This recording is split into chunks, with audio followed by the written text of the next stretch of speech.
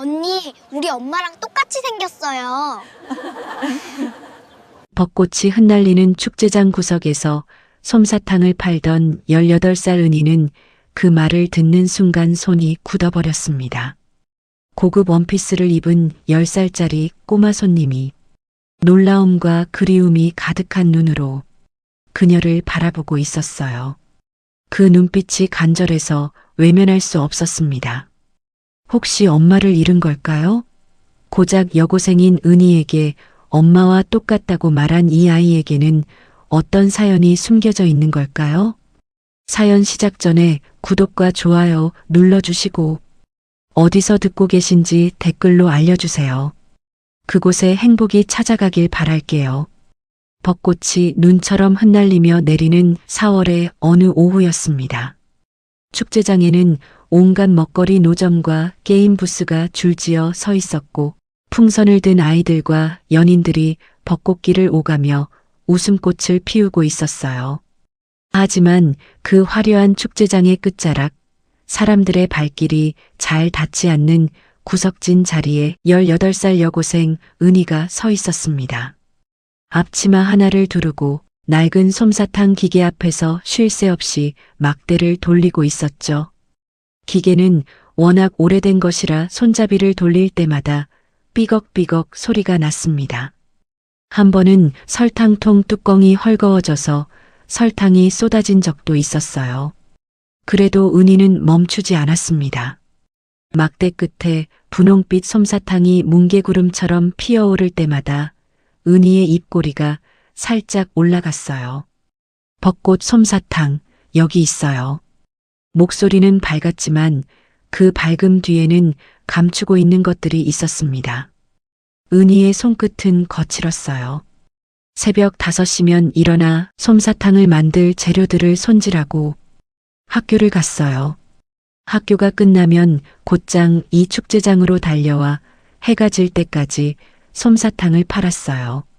손톱 밑에는 설탕가루가 끼어 있었고 교복 소매에는 다림질로도 지워지지 않는 기름 자국이 남아 있었습니다.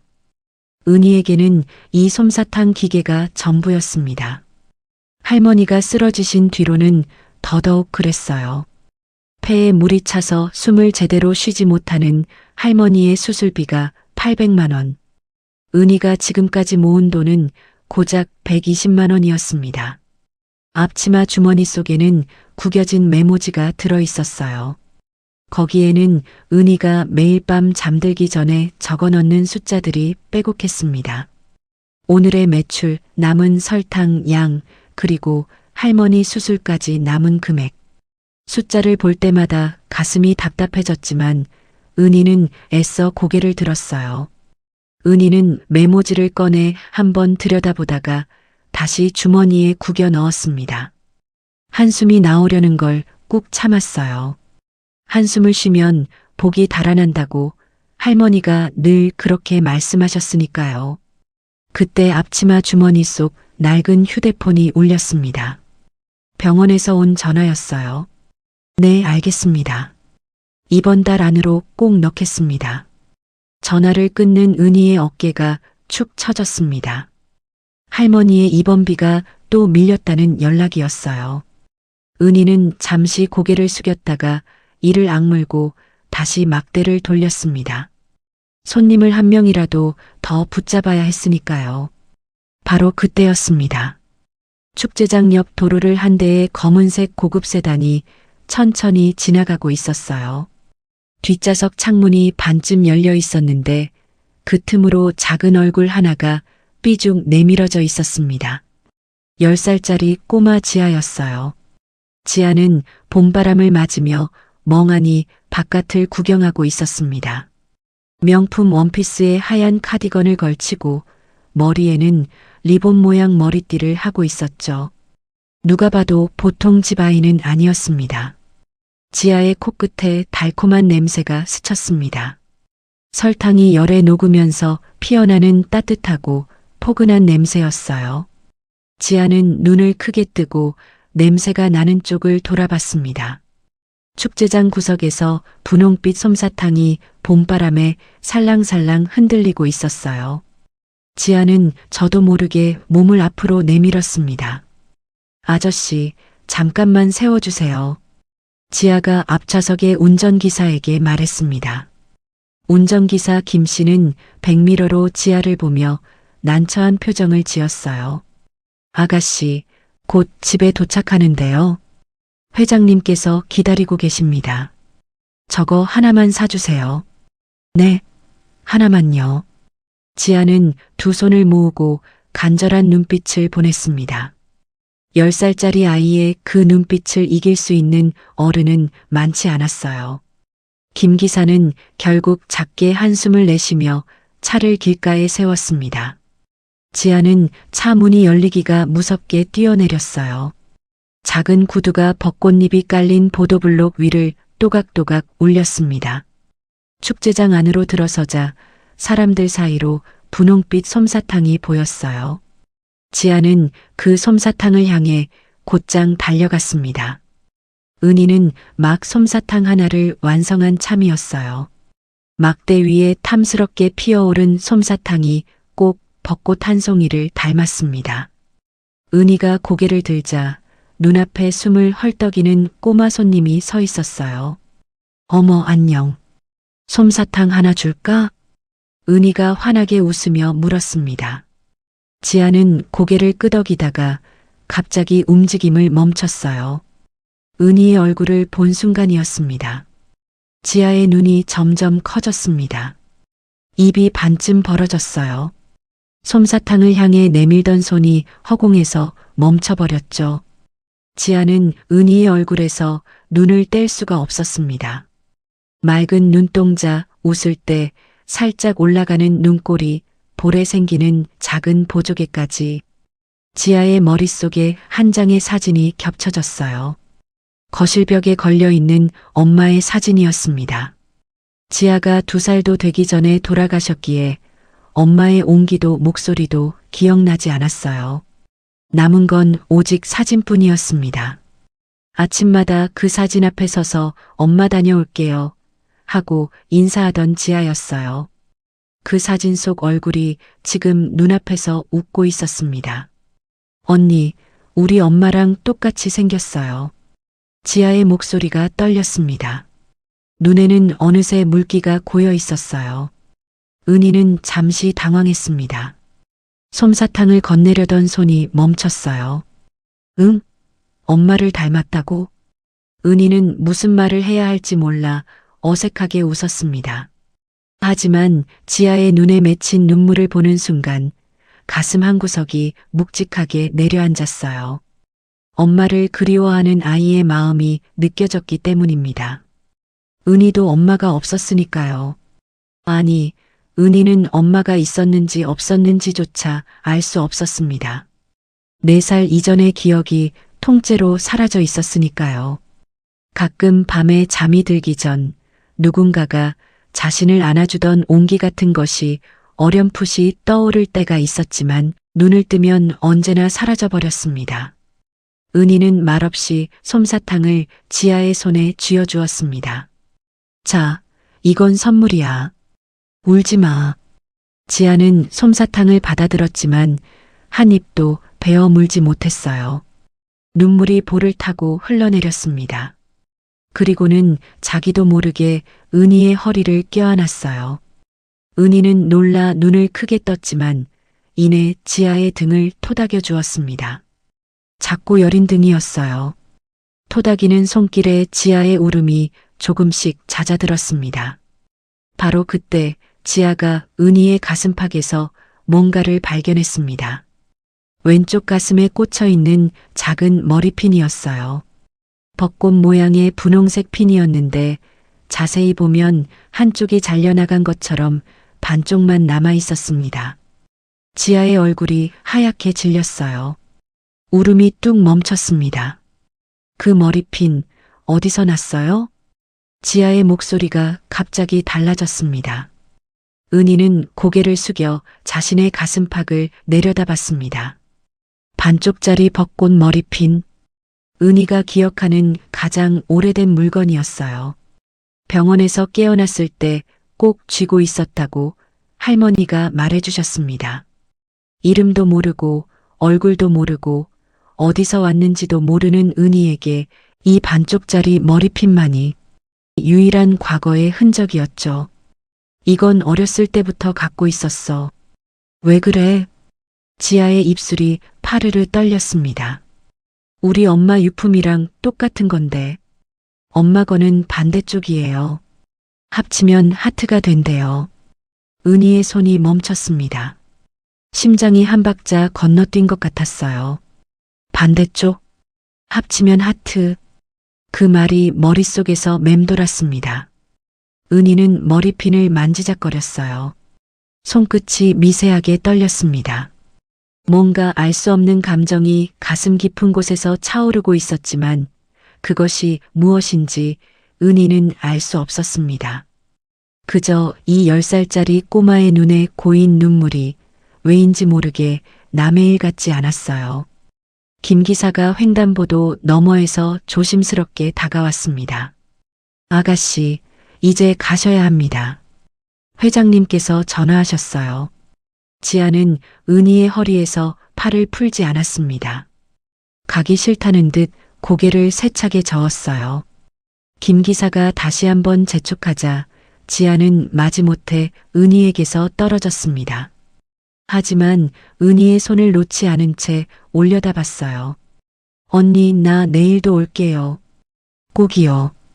은희는 지아의 머리를 쓰다듬으며 고개를 끄덕였습니다. 그래. 언제든 와. 언니가 여기 있을게. 김 기사의 손에 이끌려 돌아가면서도 지아는 연신 뒤를 돌아봤습니다. 벚꽃잎이 흩날리는 축제장 구석에서 솜사탕 기계 옆에 선 은희가 손을 흔들고 있었어요. 그 모습이 거실에 걸린 엄마 사진과 너무나도 겹쳐 보여서 지아는 차에 타고 나서도 한참 동안 울음을 그치지 못했습니다. 한편 혼자 남은 은희는 가슴팍에 반쪽 머리핀을 손가락으로 더듬었습니다. 반대쪽이 있다는 말, 합치면 하트가 된다는 말, 그 말들이 자꾸만 가슴을 두드렸어요. 14년 동안 단 한 조각의 단서도 없었던 은희의 과거에 오늘 처음으로 작은 금이 갔습니다. 그날 밤 은희는 장사를 마치고 병원으로 향했습니다. 6인실 구석 침대에 누운 할머니는 산소호흡기를 쓴 채 가늘게 잠들어 계셨어요. 은희는 할머니의 주름진 손을 조심스럽게 잡았습니다. 거칠고 갈라진 손이었어요. 14년간 토스트를 구워 자신을 먹여 살린 손이었습니다. 할머니, 오늘 이상한 아이를 만났어요. 나한테 엄마랑 똑같이 생겼다고 하더라고요. 잠든 할머니에게 속삭이는 은희의 목소리가 떨렸습니다. 할머니, 나한테도 엄마가 있었을까요? 대답은 돌아오지 않았습니다. 산소호흡기의 낮은 기계음만이 조용한 병실에 울려 퍼졌어요. 은희는 가슴팍에 반쪽 머리핀을 꺼내 형광등 불빛 아래 들여다봤습니다. 반쪽짜리 벚꽃, 나머지 반쪽이 정말 어딘가에 있는 걸까요? 하지만 은희는 아직 몰랐습니다. 이 꼬마 손님의 뒤에 어떤 세계가 있는지를, 그리고 그 세계가 자신의 잃어버린 과거와 어떻게 연결되어 있는지를.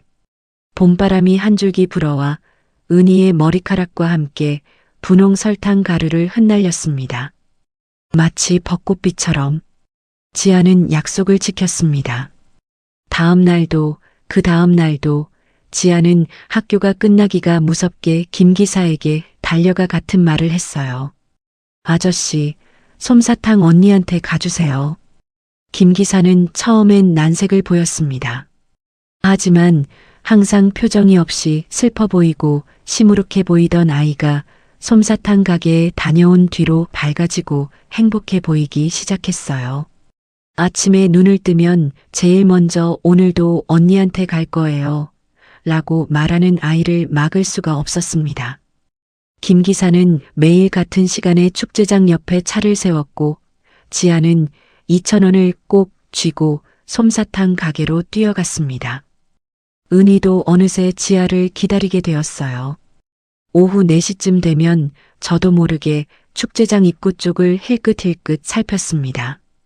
리본 머리띠를 한 작은 아이가 뛰어오는 모습이 보이면 은희의 얼굴에 절로 웃음이 번졌어요. 언니, 저 왔어요. 오늘도 왔구나. 우리 지하 학교에서 뭐 했어? 둘은 금세 자매처럼 가까워졌습니다.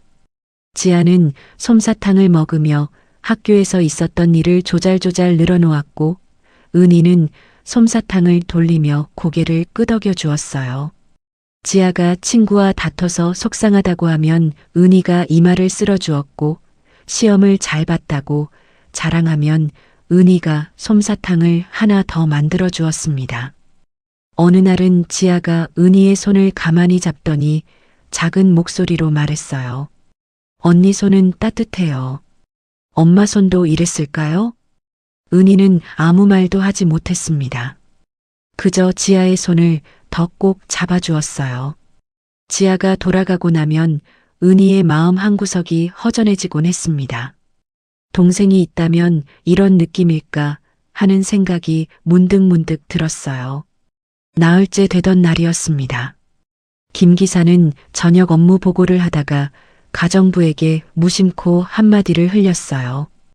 요즘 아가씨가 매일 같은 솜사탕 가게만 가세요. 거기 파는 언니를 무척 좋아하시더라고요. 그 말은 가정부에서 집사에게, 집사에서 비서실로, 비서실에서 정우철 회장의 귀까지 타고 올라갔습니다. 하지만 정 회장은 대수롭지 않게 넘겼어요. 축제철에 솜사탕에 빠진 거겠거니 그 정도로만 생각했습니다. 지아가 밝아졌다는 소식에 오히려 안도했죠. 닷새째 되던 날 저녁이었습니다. 정 회장은 서재에서 서류를 검토하고 있었어요. 문이 노크도 없이 벌컥 열리더니 잠옷 차림의 지아가 뛰어들어왔습니다. 손에는 액자 하나를 꼭 쥐고 있었어요. 아빠, 이것 좀 봐요. 지아가 액자를 정 회장의 책상 위에 탁 올려놓았습니다. 거실에 걸려있던 아내의 사진이었어요. 22살 결혼하던 해에 찍은 사진이었습니다. 벚꽃 아래에서 환하게 웃고 있는 젊은 아내의 모습. 솜사탕 언니가 이 사진이랑 똑같이 생겼어요. 진짜예요. 눈도, 코도, 웃는 것도 다 똑같아요. 정 회장의 손에서 볼펜이 떨어졌습니다. 지아의 눈은 진지했어요. 장난이나 엉뚱한 상상을 하는 눈빛이 아니었습니다. 정 회장은 애써 부드러운 표정을 지었어요. 지아야, 세상에는 닮은 사람이 많단다. 엄마를 많이 그리워하니까 그렇게 보이는 거야. 아니에요. 정말 똑같다니까요. 아빠도 가서 보면 알아요. 지아는 입을 삐죽 내밀었지만 곧 잠자리로 돌아갔습니다. 정 회장은 지아가 놓고 간 액자를 한참 동안 내려다봤어요. 아내의 얼굴. 8년 전에 세상을 떠난 아내의 얼굴이었습니다. 정 회장은 액자를 내려놓고 창밖을 바라봤습니다. 어둠 속에서 벚꽃잎이 바람에 날리고 있었어요. 14년 전 이맘때였습니다. 바로 저 벚꽃 축제장에서 모든 것이 시작되었죠. 그날은 가족 나들이였습니다. 아내와 4살배기 첫째 딸의 손을 잡고 축제장을 걸었어요. 벚꽃이 눈처럼 흩날리던 아름다운 날이었습니다. 첫째 딸이 솜사탕을 사달라고 졸랐어요. 정 회장이 지갑을 꺼내려고 딸의 손을 잠깐 놓은 그 순간 축제 인파가 좁은 골목으로 한꺼번에 몰렸습니다. 사람들이 밀물처럼 밀려왔고 비명이 터져나왔어요. 압사사고였습니다. 정 회장은 인파 속에서 미친 듯이 딸의 이름을 불렀습니다. 서아야, 서아야. 목이 찢어지도록 소리쳤지만 대답은 없었어요. 사방에서 비명과 울음소리가 뒤엉켰고 정 회장은 쓰러진 사람들 사이를 기어다니며 딸을 찾았습니다. 하지만 작은 손은 이미 닿지 않는 곳으로 사라진 뒤였어요. 아이는 실종되었습니다. 경찰은 수사 방향을 유괴 쪽으로 틀었어요. 재벌가의 자녀를 노린 계획된 범행이라는 판단이었습니다. 엉뚱한 용의자들을 추적하는 사이 시간은 흘러갔고 아이의 흔적은 점점 희미해져 갔어요. 정 회장은 전국에 사람을 풀었습니다. 수십억을 쏟아부었어요. 전단지를 뿌리고 현상금을 걸고 사설 탐정까지 동원했습니다. 하지만 딸은 끝내 나타나지 않았어요. 아내는 무너졌습니다. 딸을 잃은 그날부터 웃음을 잃었어요. 밥을 먹지 않았고 잠을 자지 못했습니다. 한밤중에 아이 방에 들어가 빈 침대를 쓰다듬으며 울었어요. 깊은 우울증이 찾아왔고 몸이 서서히 망가져 갔습니다. 둘째 지아를 낳고도 아내는 회복되지 못했어요. 갓난아이를 안으면서도 아내의 눈은 늘 어딘가 먼 곳을 바라보고 있었습니다. 지아가 두 돌을 맞기도 전에 아내는 병원 침대에서 조용히 눈을 감았어요. 마지막 순간 아내가 정 회장의 손을 잡고 말했습니다. 여보, 서아를 꼭 찾아줘요. 약속해줘요. 정 회장은 고개를 끄덕였지만 그 약속은 14년이 지나도록 지켜지지 못했습니다. 아내를 잃고 딸을 잃고 이중의 죄책감은 정 회장의 가슴에 돌덩이처럼 박혀 있었어요. 솜사탕을 사주려고 딸의 손을 놓은 그 몇 초가 14년이 지난 지금도 매일 밤 정 회장을 괴롭혔습니다. 그 몇 초만 되돌릴 수 있다면 모든 것을 내놓겠다고 수천 번은 생각했어요. 서재의 시계가 자정을 가리키고 있었습니다. 정 회장은 아내의 사진을 다시 들여다봤어요. 그리고 지아의 말이 떠올랐습니다. 솜사탕 언니가 이 사진이랑 똑같이 생겼다는 말. 엉뚱한 아이의 착각이겠지. 정 회장은 그렇게 생각하려 했습니다. 하지만 한번 불붙은 생각은 쉽게 꺼지지 않았어요. 정 회장은 서랍을 열어 낡은 파일 하나를 꺼냈습니다. 14년 전 실종 사건 수사 기록이었어요. 한동안 손도 대지 못했던 서류였습니다. 펼치면 그때의 기억이 되살아나니까요. 떨리는 손으로 첫 페이지를 넘겼습니다. 실종 아동 정서와 당시 4살. 혈액형, 키, 몸무게, 특징. 그리고 왼쪽 귀 뒤에 작은 점이 있다는 메모. 정 회장은 그 한 줄을 손가락으로 짚었어요. 혹시 그 아이한테도 이 점이 있다면. 그 생각이 떠오르자 심장이 멎는 것 같았습니다. 위스키를 한 모금 마셨지만 목이 타들어가는 것 같았어요.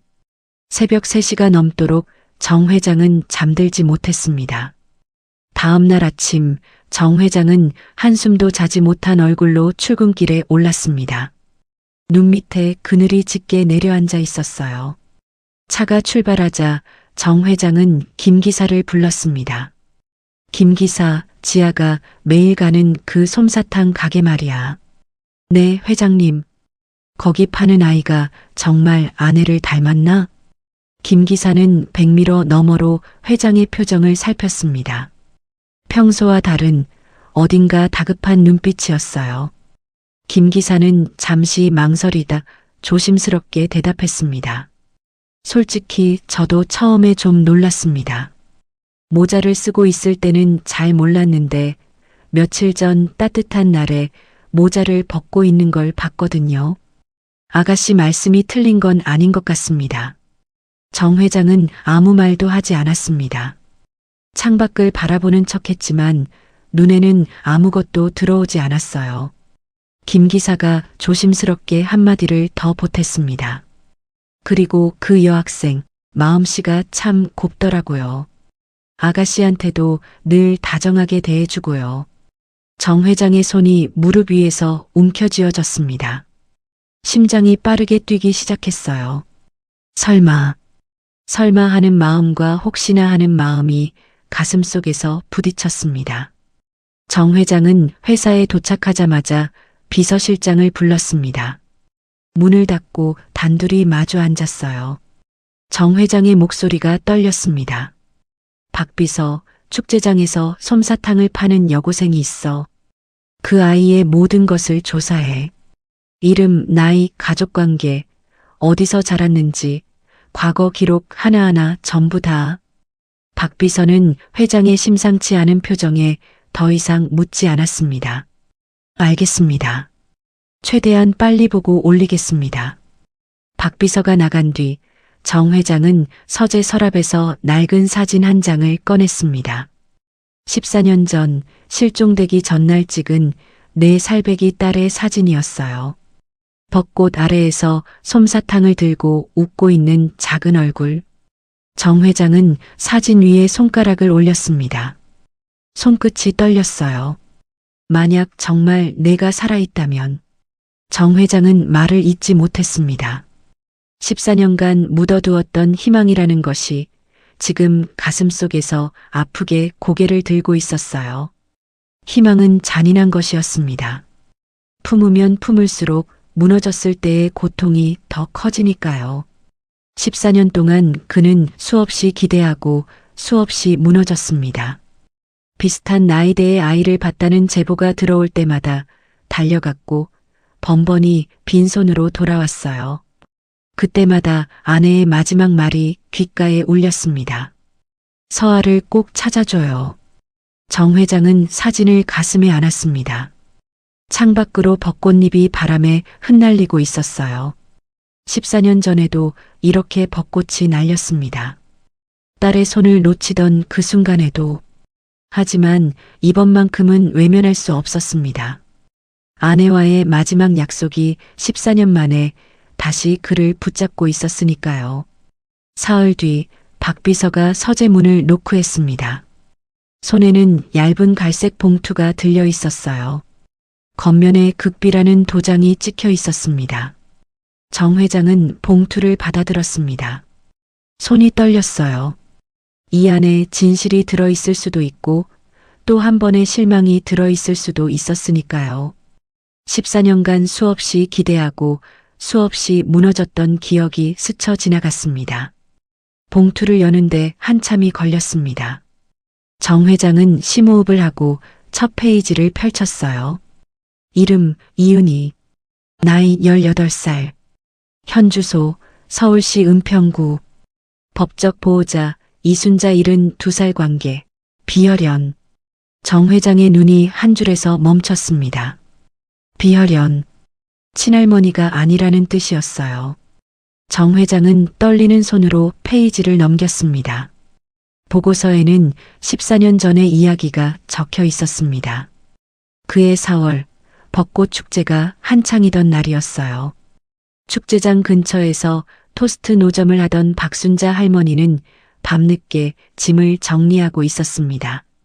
축제장은 이미 텅 비어 있었고 바닥에는 벚꽃잎과 쓰레기가 뒤엉켜 있었어요. 할머니는 리어카에 짐을 실으며 내일 장사할 재료비를 계산하고 있었습니다. 주머니에 남은 돈은 15,000원이 전부였어요. 그때 골목 구석에서 희미한 울음소리가 들렸습니다. 할머니는 처음에 고양이 소리인 줄 알았어요. 하지만 다시 귀를 기울이자 그것은 분명 아이의 울음소리였습니다. 할머니는 리어카를 세워두고 소리가 나는 쪽으로 걸어갔어요. 골목 끝 쓰러진 안내판 뒤에 아이가 있었습니다. 4살쯤 되어 보이는 여자아이였어요. 원래는 예쁜 옷이었을 텐데 여기저기 찢어져 있었고 얼굴과 팔다리에는 시퍼런 멍이 가득했습니다. 머리에서 피가 흘러 얼굴 절반을 적시고 있었어요. 작은 손에는 뭔가를 꼭 쥐고 있었는데 분홍색 머리핀의 반쪽이었습니다. 아이는 눈을 감은 채 가늘게 신음하고 있었어요. 할머니는 그 자리에서 주저앉을 뻔했어요. 다리에 힘이 풀렸습니다.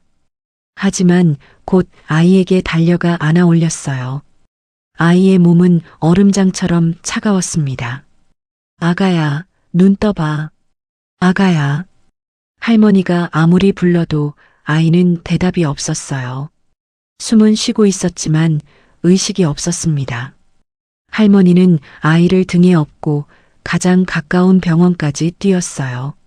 무릎이 아파 계단 하나 오르기도 힘든 몸이었지만 그날만큼은 뛰었습니다. 병원에 도착했을 때 의사가 말했어요. 머리를 크게 다쳤습니다. 지금 당장 처치하지 않으면 위험할 수 있어요. 보호자분이시죠? 입원 수속부터 해주세요. 할머니는 망설이지 않았습니다. 주머니에 있던 15,000원을 내밀었어요.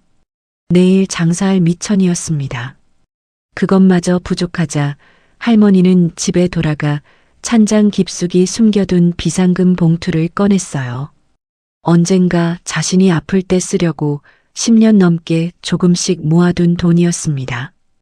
할머니는 그 돈을 전부 병원에 가져다 주었어요. 아이는 사흘 만에 눈을 떴습니다. 하지만 할머니를 바라보는 눈은 텅 비어 있었어요. 자기 이름도 엄마 얼굴도 어디서 왔는지도 아무것도 기억하지 못했습니다. 머리를 크게 다치면서 사고 이전의 기억이 전부 사라져버린 것이었어요. 할머니는 경찰에 신고했습니다. 파출소에 아이를 데리고 가서 축제장에서 다친 아이를 발견했다고 말했어요. 하지만 그 시기에 축제장 압사 사고로 경찰은 정신이 없었습니다. 미아 신고를 접수하긴 했지만 수사는 제대로 이루어지지 않았어요. 재벌가 자녀 유괴 사건에 수사력이 집중되어 있었으니까요. 경찰은 할머니에게 아이를 보육원에 맡기라고 했습니다. 할머니는 보육원 앞까지 갔어요. 하지만 차마 문을 열지 못했습니다. 할머니 등에 엎여 잠든 아이의 숨소리가 너무 따뜻했거든요. 할머니는 발걸음을 돌렸습니다. 아이러니하게도 경찰이 그토록 찾던 유괴 사건의 피해자가 바로 이 아이였다는 것을 아무도 몰랐습니다. 보고서를 읽던 정 회장의 손이 부들부들 떨렸어요. 숨이 막히는 것 같았습니다. 보고서는 이어졌습니다. 순자 할머니에게는 깊이 묻어둔 상처가 있었습니다. 젊은 시절 결혼을 했지만 아이를 갖지 못했어요. 시댁에서는 대를 이을 수 없다며 할머니를 몰아세웠습니다. 시어머니는 식사 때마다 못 낳는 년이 밥값이나 하냐며 수저를 빼앗았고 시누이들은 대놓고 오빠한테 새 장가를 드리라고 떠들었어요. 명절이면 제사상 앞에서 대놓고 무시를 당했고 동네 사람들 앞에서 씨도 못 받는 년이라는 말을 들어야 했습니다.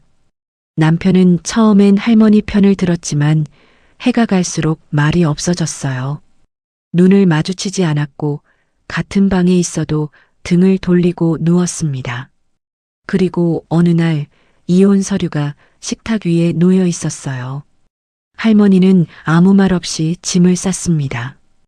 위자료도 재산 분할도 없었어요. 빈손으로 쫓겨나다시피 나왔죠. 그 뒤로 할머니는 30년 넘게 혼자 살았습니다. 새벽마다 토스트를 굽고 길모퉁이에서 팔고 밤이면 좁은 반지하 방에서 혼자 밥을 먹었어요. 설날에도 추석에도 찾아오는 사람 하나 없었습니다. 텔레비전에서 아이들이 뛰어노는 장면이 나오면 할머니는 채널을 돌렸어요. 보면 마음이 아팠으니까요. 한 번쯤은 엄마라고 불러줄 아이가 있었으면 좋겠다고 할머니는 혼잣말을 했습니다. 그 말을 들어주는 사람은 아무도 없었어요. 그런 할머니 앞에 피투성이 아이가 나타난 것이었습니다. 할머니는 아이를 보낼 수 없었어요. 이름도 모르고 집도 모르고 부모가 누군지도 모르는 아이. 세상 어디에도 갈 곳이 없는 아이. 할머니는 아이에게 은이라는 이름을 지어주었습니다. 은혜로운 아이라는 뜻이었어요. 할머니에게 은이는 하늘이 보내준 선물이었습니다. 은이는 처음 몇 달 동안 밤마다 울었어요.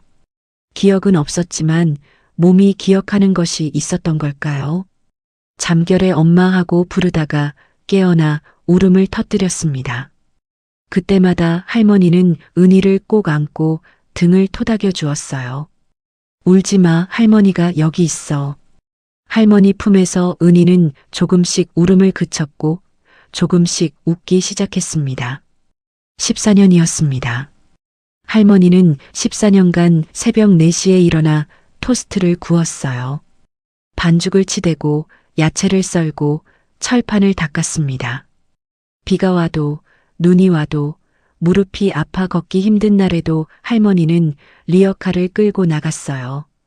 은희의 학비를 대야 했고 은희의 밥값을 벌어야 했으니까요. 할머니 자신은 하루에 한 끼만 먹었습니다. 국밥 한 그릇이면 충분했어요. 남은 돈은 전부 은희에게 쓰였습니다. 교복을 사줄 때, 참고서를 사줄 때, 수학여행비를 넣어줄 때, 할머니는 한 번도 아깝다는 말을 하지 않았어요. 대신 할머니의 허리는 해마다 조금씩 굽어갔습니다. 손마디는 거칠어지고 무릎은 삐걱거렸어요. 병원에 가야 할 만큼 아팠지만 은희 학원비가 먼저였습니다. 그렇게 할머니는 자신을 달아 없애며 은희를 키웠어요. 은희는 할머니의 희생을 알고 있었습니다. 중학교에 올라가면서부터 새벽마다 할머니보다 먼저 일어나 토스트 반죽을 준비해 놓았어요. 할머니가 아프면 학교를 빠지고 대신 토스트를 팔았습니다. 선생님한테 혼나는 것보다 할머니가 무리하는 게 더 무서웠으니까요. 성적이 좋았지만 대학 진학은 생각하지 않았어요. 할머니 곁에서 돈을 벌어야 했으니까요. 담임 선생님이 이 성적이면 장학금을 받을 수도 있다고 했지만 은희는 고개를 저었습니다. 장학금으로는 할머니 병원비를 낼 수 없었으니까요. 그런 은희에게 벚꽃 축제 솜사탕 장사는 할머니 수술비를 모을 마지막 기회였습니다.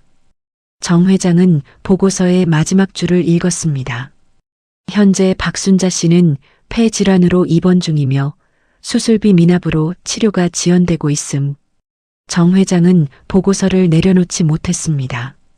종이를 쥔 손이 하얗게 질려 있었어요. 눈앞이 흐려졌습니다.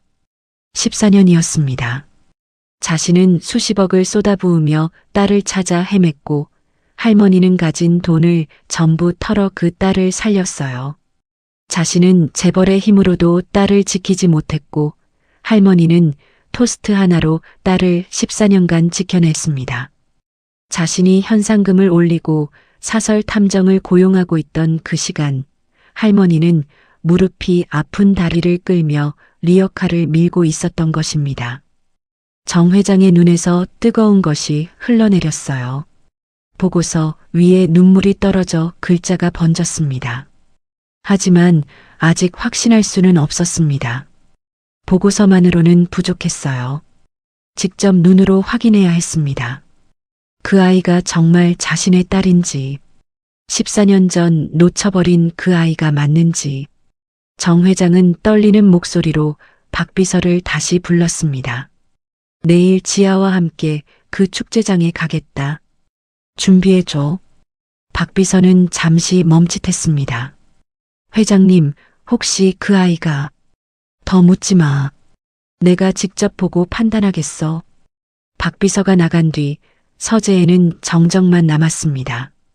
정 회장은 아내의 사진을 바라봤어요. 아내가 웃고 있었습니다.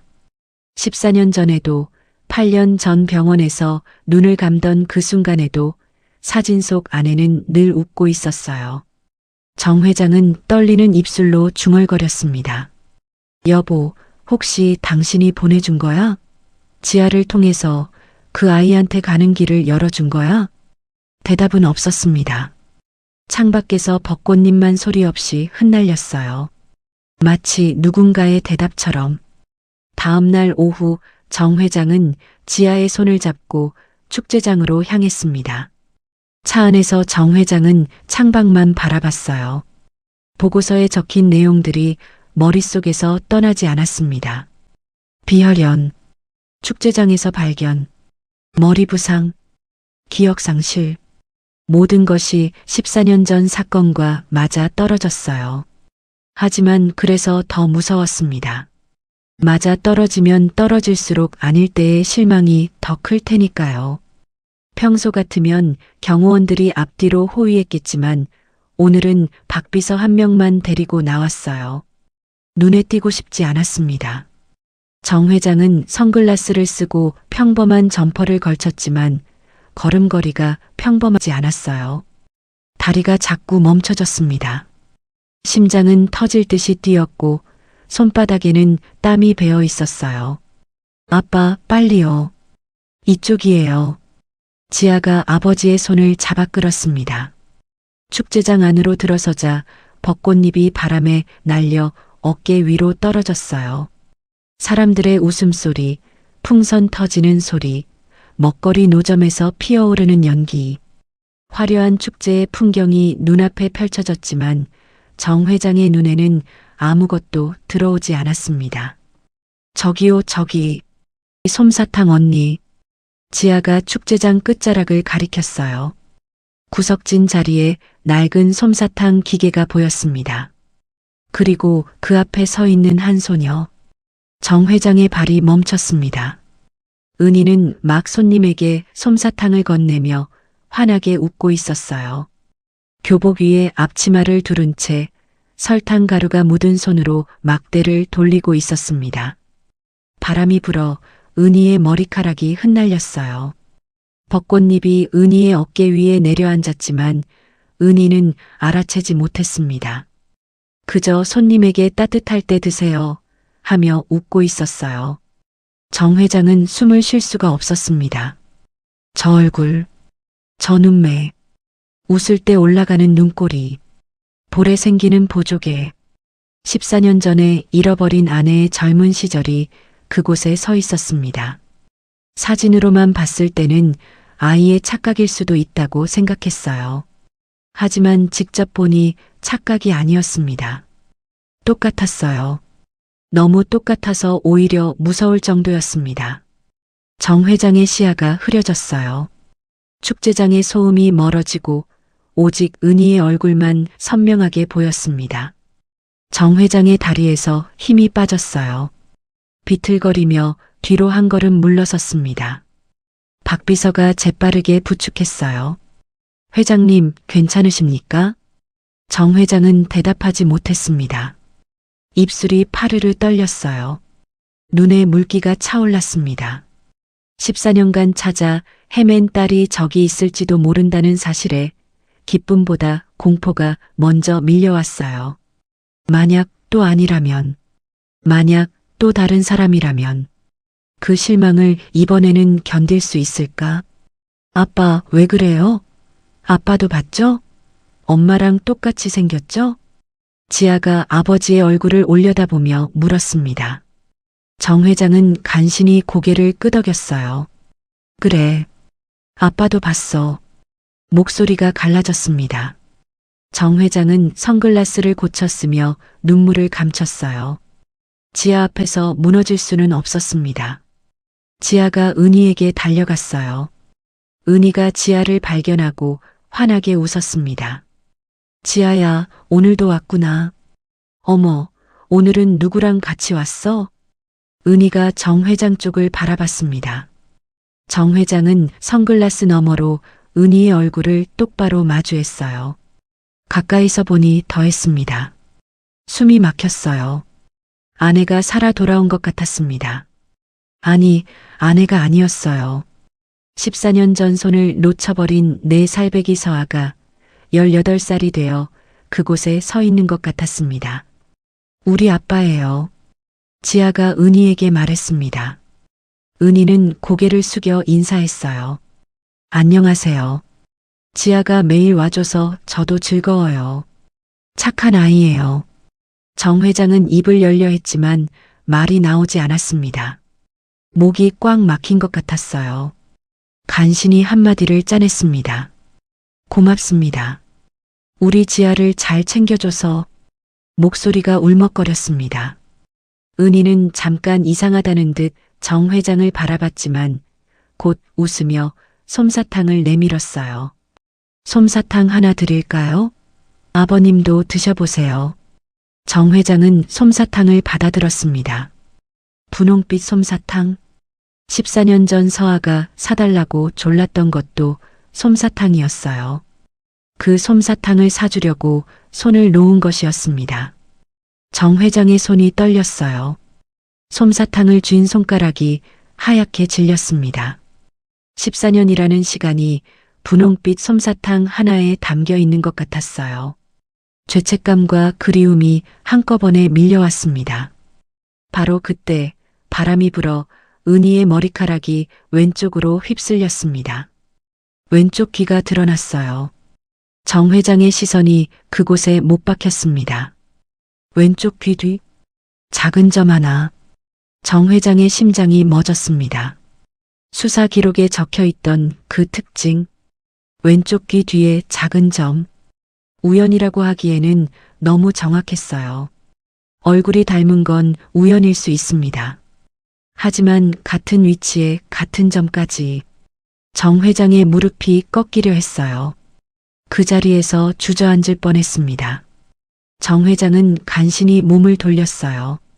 은희에게 들키면 안 됐습니다. 이 상태로 마주하면 자신이 무슨 말을 내뱉을지 알 수 없었어요.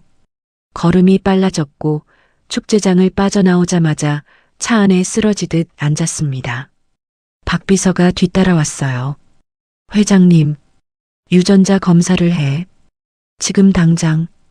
정 회장의 목소리는 낮았지만 온몸이 떨리고 있었습니다. 그 아이가 만진 솜사탕 막대든 마신 물컵이든 뭐든 좋아. 방법을 찾아서 오늘 안으로 검체를 확보해. 결과는 최대한 빨리. 박 비서는 고개를 숙이고 즉시 움직였습니다. 정 회장은 차 안에서 두 손으로 얼굴을 감싼 채 한참을 움직이지 못했어요. 어깨가 미세하게 떨리고 있었습니다. 나흘이 지났습니다. 박 비서가 서재 문 앞에 섰어요. 손에는 하얀 봉투 하나가 들려 있었습니다. 결과가 나왔습니다. 정 회장은 봉투를 받아들었습니다. 손이 너무 떨려서 봉투를 열 수가 없었어요. 한참을 그렇게 서 있다가 이를 악물고 종이를 꺼냈습니다. 친자관계 확률 99.99%. 정 회장의 눈앞이 하얘졌습니다. 종이가 손에서 미끄러져 바닥에 떨어졌어요. 정 회장은 그 자리에 주저앉았습니다. 두 손으로 얼굴을 감싸고 소리 없이 울기 시작했어요. 어깨가 들썩였습니다. 입술 사이로 끊어진 신음이 새어나왔어요. 14년이었습니다. 14년간 찾아 헤맸던 딸이 불과 몇 킬로미터 떨어진 축제장 구석에서 솜사탕을 팔고 있었습니다. 재벌의 딸이 낡은 기계 앞에서 손을 떨며 할머니 수술비를 벌고 있었어요. 서아야, 내 서아. 정 회장은 바닥에 떨어진 종이를 주워 가슴에 안았습니다. 눈물이 멈추지 않았어요. 14년간 수백 번의 제보를 받았고 수백 번 달려갔고 수백 번 빈손으로 돌아왔습니다. 하지만 이번에는 달랐어요. 99.99%. 종이 위에 찍힌 숫자가 흐릿한 시야 속에서도 선명하게 보였습니다. 당장이라도 달려가 안아주고 싶었습니다. 하지만 동시에 두려웠어요. 기억을 잃은 딸에게 갑자기 아버지라고 다가가면 그 아이가 얼마나 혼란스러울까. 은희에게는 할머니가 유일한 가족이었습니다. 18해를 그렇게 살아온 아이에게 갑자기 다른 세상을 들이밀 수는 없었어요. 정 회장은 눈물을 닦고 일어섰습니다. 먼저 할 일이 있었어요. 떨리는 손으로 전화기를 들었습니다. 박 비서, 은희를 데려올 준비를 해. 할머니도 함께. 가장 좋은 병원으로 옮기고 수술 일정부터 잡아. 알겠습니다, 회장님. 전화를 끄는 정 회장의 얼굴에 14년 만에 처음으로 희망이 떠올랐습니다. 하지만 운명은 아직 그에게 딸을 돌려줄 준비가 되어 있지 않았어요. 바로 그 시각 축제장에서는 전혀 다른 일이 벌어지고 있었습니다. 은희의 솜사탕이 날이 갈수록 인기를 끌자 그것을 곱지 않은 눈으로 지켜보던 자들이 있었어요. 축제장 자릿세를 걷어들이는 악덕 브로커들이었습니다. 허가 없이 장사하는 노점상들에게 자릿세를 뜯어내고 내지 않으면 힘으로 쫓아내는 자들이었죠. 덩치 큰 용역 선엇이 은희의 노점을 에워쌌어요. 솜사탕을 사려고 줄을 서 있던 손님들이 슬금슬금 빠져나갔습니다. 아가씨, 자릿세 안 낸 거 알지? 여기서 장사하려면 돈을 내야지. 은희의 얼굴이 하얗게 질렸습니다. 자릿세라니. 그런 말은 처음 들었어요. 축제장 관리사무소에서 허가를 받고 자리를 배정받았는데 따로 돈을 내야 한다는 말은 아무도 해주지 않았습니다. 은희는 떨리는 목소리로 말했어요. 저 그런 거 몰랐어요. 얼마예요? 제가 낼 수 있는 만큼은 낼게요. 용역의 대장이 비웃으며 금액을 불렀습니다. 은희가 일주일 넘게 벌어 모은 돈보다 많은 액수였어요. 은희의 눈이 커졌습니다. 그 돈을 내면 할머니 수술비는커녕 내일 설탕을 살 돈조차 남지 않았어요. 은희의 다리에서 힘이 풀렸습니다. 그만큼은 없어요. 제발 할머니 수술비만이라도 벌게 해주세요. 은희는 차가운 흙바닥에 무릎을 꿇었습니다. 교복 치마가 흙에 젖었지만 신경 쓸 겨를이 없었어요. 두 손을 모으고 고개를 숙였습니다. 눈물이 흙 위에 뚝뚝 떨어졌어요. 제발이요. 우리 할머니가 수술을 받아야 해요. 이거 아니면 방법이 없어요. 제발 한 달만 더 장사하게 해주세요. 은희의 목소리는 갈라져 있었습니다. 하지만 용역들의 눈에는 동정이라고는 찾아볼 수 없었어요. 용역들은 기다려주지 않았습니다. 은희가 무릎을 꿇고 빌고 있는데도 대장격인 남자가 콧방귀를 뀌며 턱짓을 했어요. 마치 길바닥에 쓰레기를 치우라는 것처럼. 그러자 용역 2명이 은희의 양팔을 잡아 일으켰습니다. 은희는 놀라 몸을 비틀었어요. 손이 흙바닥을 붙잡으려 했지만 손가락이 미끄러졌습니다. 성인 남자 둘의 힘을 18살 소녀가 이길 수 있을 리 없었어요. 놔주세요. 제발 놔주세요. 은희의 목소리가 찢어졌습니다. 하지만 용역들은 아랑곳하지 않았어요. 은희를 번쩍 들어 올려 옆으로 내던졌습니다. 은희의 몸이 허공에 떴다가 그대로 바닥에 떨어졌어요. 등이 먼저 땅에 부딪혔습니다. 폐에서 공기가 한꺼번에 빠져나가며 숨이 턱 막혔어요. 하필 그곳에는 아침에 내린 봄비가 고여 만들어진 진흙 웅덩이가 있었습니다. 철퍼덕. 둔탁한 소리와 함께 은희의 온몸이 차가운 진흙탕에 빠졌습니다. 갈색 흙물이 튀어올라 얼굴을 적셨어요. 입안으로 흙물이 들어왔습니다. 깨끗하게 빨아 입었던 교복이 순식간에 진흙투성이가 되었어요. 앞치마 주머니에 넣어두었던 구겨진 메모지가 흙물에 젖어 글씨가 번졌습니다. 매일 밤 적어놓던 매출 숫자들, 할머니 수술비까지 남은 금액, 그 모든 숫자들이 진흙물 속에서 흐려져 갔어요. 은희는 진흙탕 속에서 일어나려 했지만 팔꿈치가 미끄러졌어요. 1번, 2번, 3번. 일어서려 할 때마다 미끄러져 다시 넘어졌습니다. 온몸이 떨렸어요. 추위 때문이 아니었습니다. 공포와 절망이 몸을 얼어붙게 만들고 있었어요. 그때 용역 하나가 은희의 솜사탕 노점으로 걸어갔습니다. 접이식 테이블 위에 놓여있던 봉지들, 설탕통, 나무 막대들을 팔로 쓸어 바닥에 떨어뜨렸어요. 봉지가 찢어지며 분홍 설탕이 흙바닥에 쏟아졌습니다. 은희가 정성껏 나눠 담아놓은 설탕이었어요. 안 돼요. 그거 제 거예요. 제발. 은희가 진흙탕에서 기어나오며 손을 뻗었습니다. 하지만 용역은 들은 척도 하지 않았어요. 그 사이 다른 용역들은 은희의 솜사탕 기계에 손을 대기 시작했습니다. 대장이 턱짓으로 지시하자 2명이 기계를 들어 올렸어요.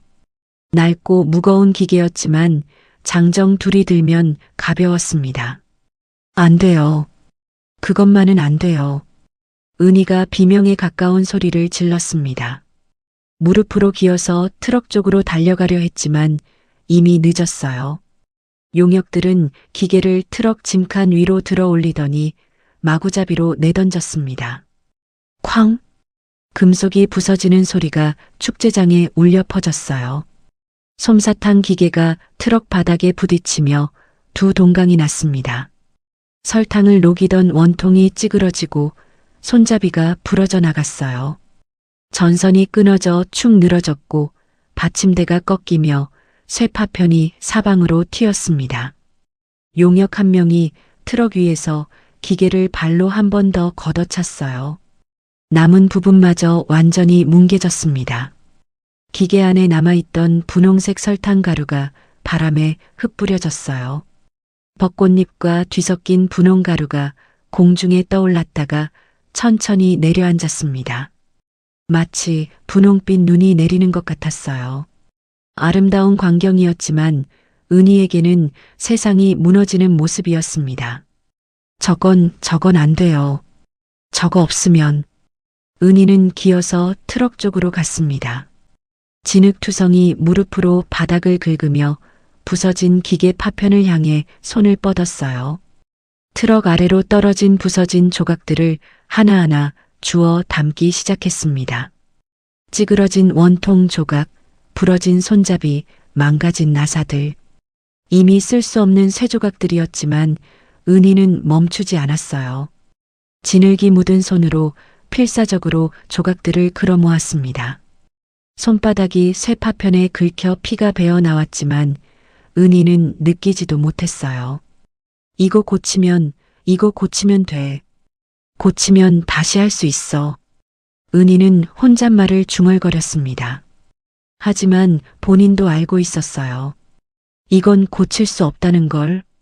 할머니가 중고로 사준 이 기계는 원래도 언제 망가져도 이상하지 않을 만큼 낡아 있었습니다. 할머니가 장사 미천을 한 푼, 두 푼 모아 사준 기계였어요. 사올 때 할머니는 은희 손을 잡고 말했었습니다. 이걸로 우리 은희가 좋은 날 만들자고. 그런 기계가 이렇게 박살이 났으니 되살릴 방법은 없었어요. 할머니 수술비를 벌 수 있는 유일한 방법이 사라진 것이었습니다.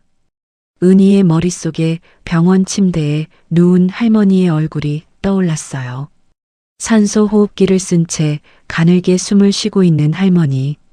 이번 달 안에 수술비를 내지 않으면 수술 일정이 밀린다고 했습니다. 수술이 밀리면 어떻게 되는지 의사 선생님은 차마 끝까지 말하지 않았어요.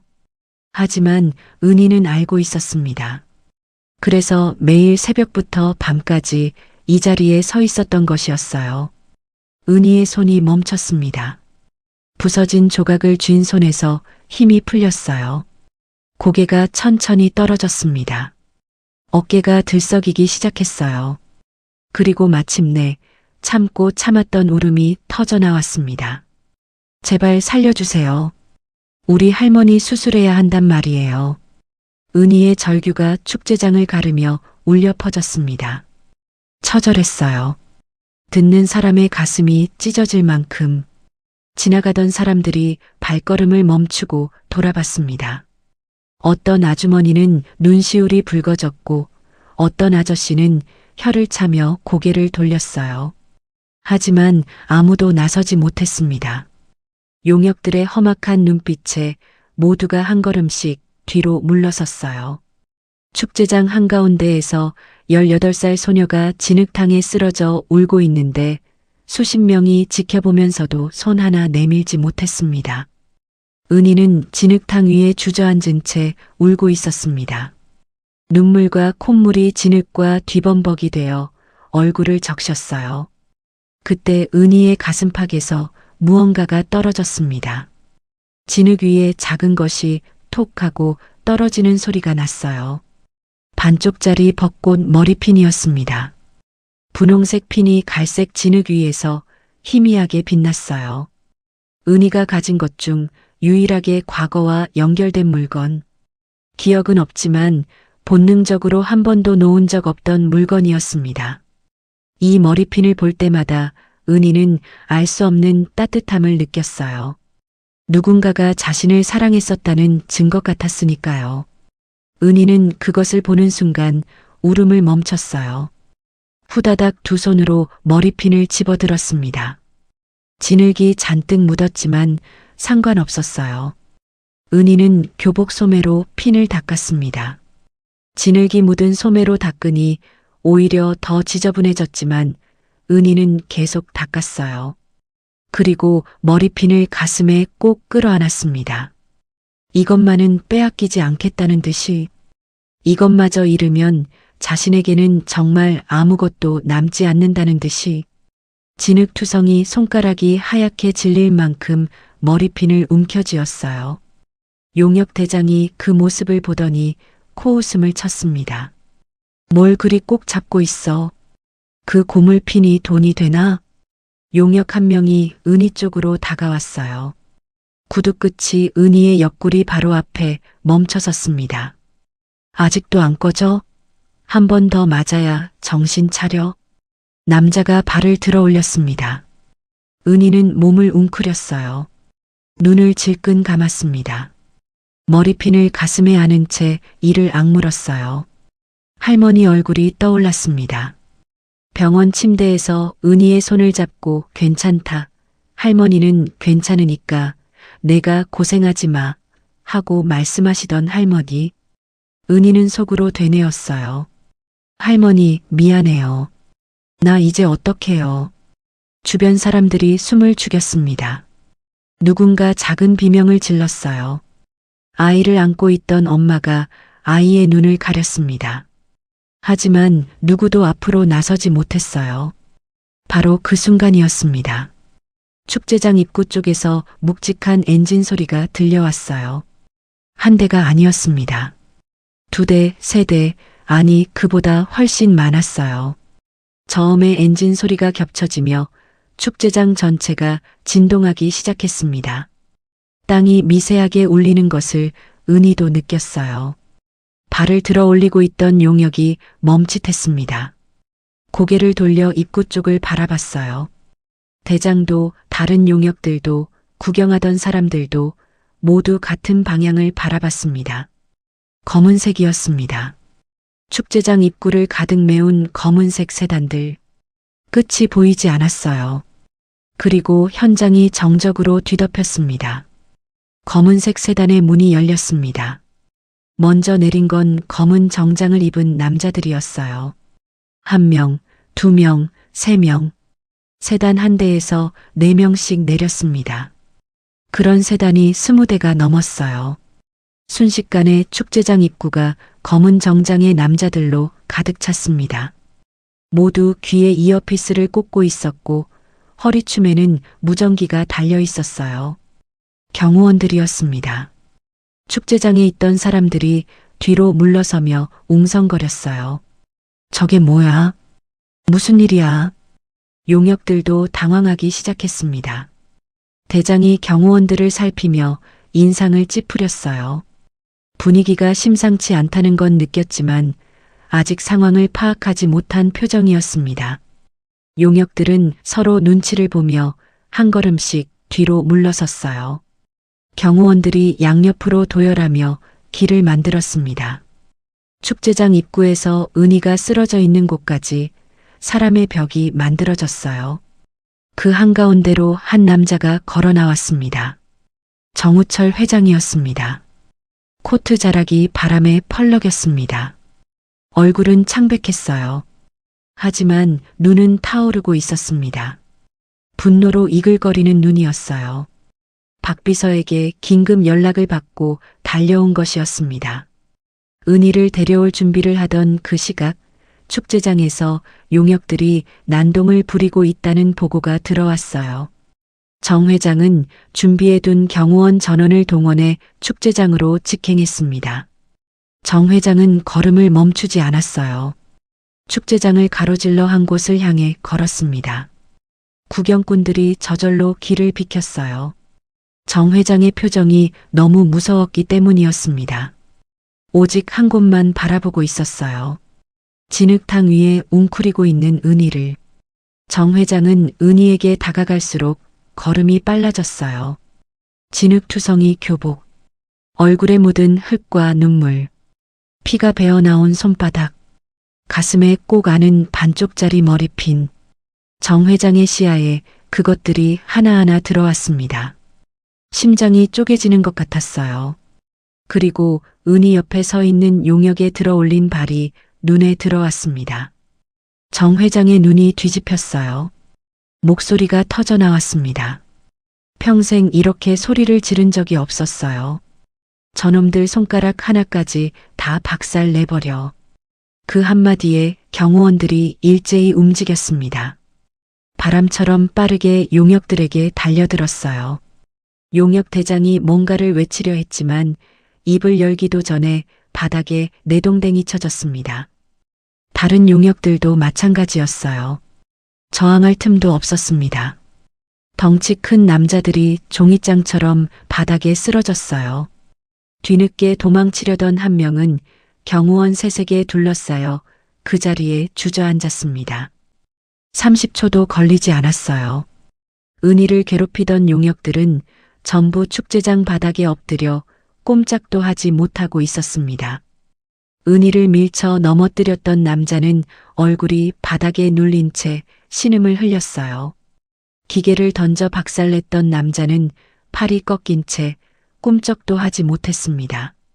하지만 정 회장의 눈에는 용역들이 보이지 않았어요. 처음부터 그의 눈에는 오직 한 사람만 있었습니다. 정 회장은 진흙탕 앞에 멈춰 섰어요. 비싼 구두가 흙탕물에 잠겼지만 신경 쓰지 않았습니다. 천천히 무릎을 굽혔어요.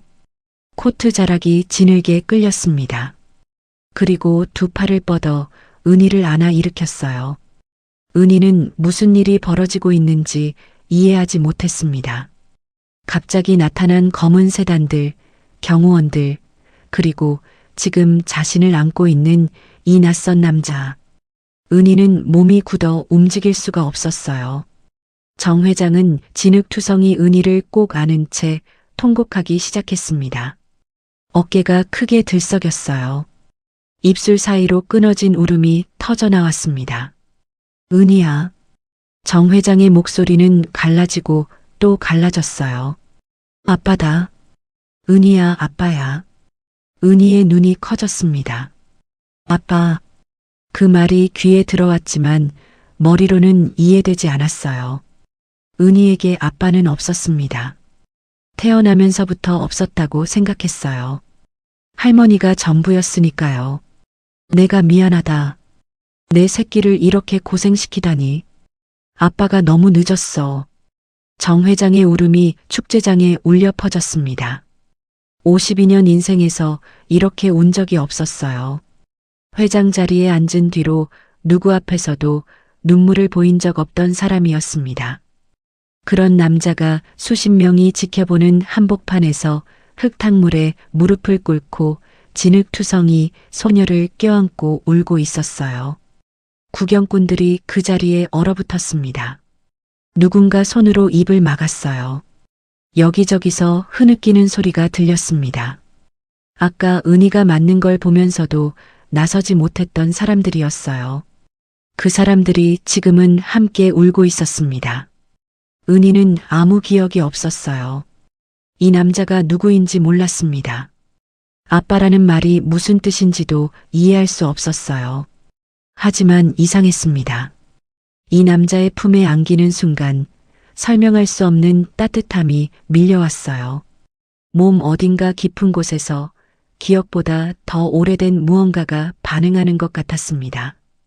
4살 이전에 사라져버린 기억의 잔해 같은 것이었어요. 심장이 뜨거워졌습니다. 코끝이 시큰해졌어요. 눈물이 저절로 차올랐습니다. 왜 우는지 은희도 몰랐어요. 그저 이 품이, 이 체온이, 이 울음소리가 아프도록 익숙했습니다. 마치 아주 오래전에 이렇게 안겨본 적이 있는 것처럼. 그때였어요. 언니. 지아의 목소리가 들렸습니다. 고급 세단에서 내린 지아가 축제장을 가로질러 뛰어오고 있었어요. 작은 구두가 벚꽃잎을 밟으며 또각또각 울렸습니다. 지아는 은희 앞에 도착하자 숨을 헐떡이며 목에 걸고 있던 목걸이를 벗었어요. 은색 가는 체인 끝에 작은 것이 매달려 있었습니다. 반쪽짜리 벚꽃 머리핀이었어요. 은희가 가진 것과 반대쪽이었습니다. 지아가 처음 만난 날 말했던 그것이었어요. 엄마 거는 반대쪽이에요. 합치면 하트가 된대요. 언니, 이거 봐요. 엄마가 남긴 거예요. 언니 거랑 합쳐봐요. 지아가 떨리는 손으로 자신의 반쪽 핀을 내밀었습니다. 은희는 진흙 묻은 손으로 가슴에 안고 있던 자신의 반쪽 핀을 꺼냈어요. 두 손이 떨렸습니다. 정 회장은 두 딸의 손을 바라보며 숨을 멈췄어요. 두 개의 반쪽이 천천히 가까워졌습니다. 은희의 왼쪽과 지아의 오른쪽, 14년간 떨어져 있던 두 조각이 서로를 향해 다가갔어요. 그리고 딸깍 하는 작은 소리와 함께 하나로 합쳐졌습니다. 완전한 하트 모양이 만들어졌어요. 분홍색 벚꽃 모양의 하트. 왼쪽 반은 14년간 은희의 가슴에 있었고 오른쪽 반은 세상을 떠난 엄마가 지아에게 남긴 유품이었습니다. 엄마가 두 딸에게 하나씩 남긴 사랑의 증표가 14년 만에 처음으로 하나가 된 것이었어요. 작은 핀 하나였지만 그 안에는 14년의 세월이 담겨 있었습니다. 엄마의 사랑이, 아빠의 죄책감이, 할머니의 희생이, 그리고 은희가 홀로 견뎌온 모든 날들이. 은희는 합쳐진 머리핀을 내려다봤습니다. 눈물이 멈추지 않았어요. 기억은 없었습니다. 이 머리핀이 왜 반쪽인지, 나머지 반쪽이 어디에 있었는지 아무것도 몰랐어요. 하지만 가슴이 알고 있었습니다. 이것이 맞다는 걸, 이 조각이 원래 여기에 있어야 했다는 걸. 은희의 입에서 소리가 새어나왔어요. 말이 아니었습니다. 울음도 아니었어요. 기억 너머에서 올라오는 14년간 갇혀있던 무언가가 터져나오는 소리였습니다. 벚꽃잎이 흩날렸어요. 진흙탕 위에, 부서진 기계 위에, 그리고 서로를 안고 우는 세 사람 위에 분홍빛 꽃잎이 소리 없이 내려앉았습니다. 축제장을 메운 사람들은 아무도 움직이지 못했어요. 숨소리조차 내지 못했습니다. 어떤 사람은 두 손으로 얼굴을 감싸고 울었고 어떤 사람은 멍하니 서서 눈물만 흘렸어요. 그날 오후 그 축제장에서 무슨 일이 있었는지는 나중에 뉴스와 인터넷을 통해 온 나라에 퍼졌습니다. 하지만 그 현장에 있었던 사람들은 알고 있었어요. 화면으로는 전해지지 않는 것이 있다는 걸. 진흙탕 위에서 딸을 껴안고 울던 아버지의 체온과 14년 만에 하나가 된 하트 머리핀의 딸깍 소리는 그 자리에 있었던 사람만이 느낄 수 있는 것이었습니다. 다음 날 아침 정 회장은 은희와 함께 병원을 찾았습니다. 6인실 구석 침대에 순자 할머니가 누워 계셨어요. 산소 호흡기를 쓴 채 가늘게 잠들어 계셨습니다. 14년간 새벽마다 토스트를 구우며 닳고 다른 손이 이불 위에 놓여 있었어요. 손마디마다 굳은 살이 박여 있었고 손톱은 갈라져 있었습니다. 정 회장은 그 손을 보는 순간 가슴이 무너졌어요. 이 손이 14년간 딸을 지켜준 손이었습니다. 수십억을 가진 자신이 하지 못한 일을 이 작고 거친 손이 해낸 것이었어요. 할머니가 눈을 떴습니다. 은희를 보고 희미하게 웃었어요. 그리고 은희 옆에 서 있는 낯선 남자를 바라봤습니다. 할머니의 눈빛이 흔들렸어요. 무언가를 직감한 표정이었습니다. 할머니, 이분은. 은희가 말을 꺼내려 했지만 정 회장이 먼저 움직였어요.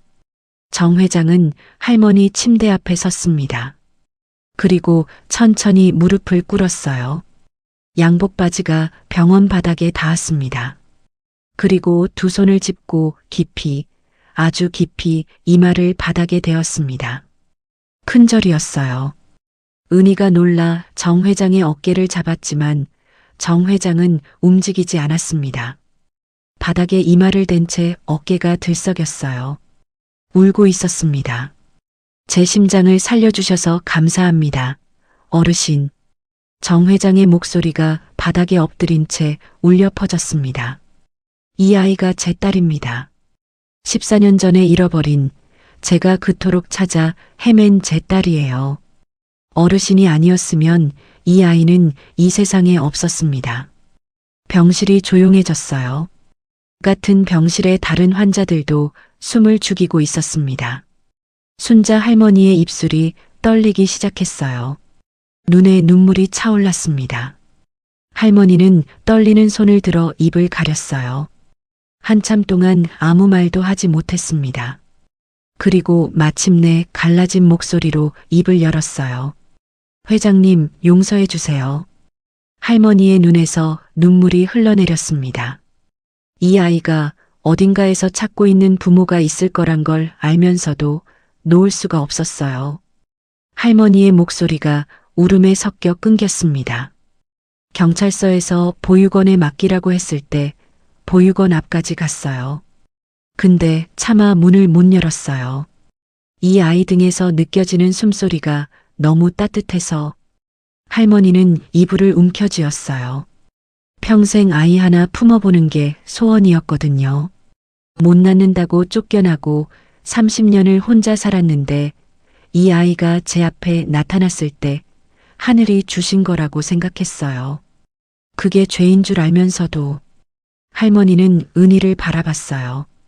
눈물 너머로 은희의 얼굴이 흐릿하게 보였습니다.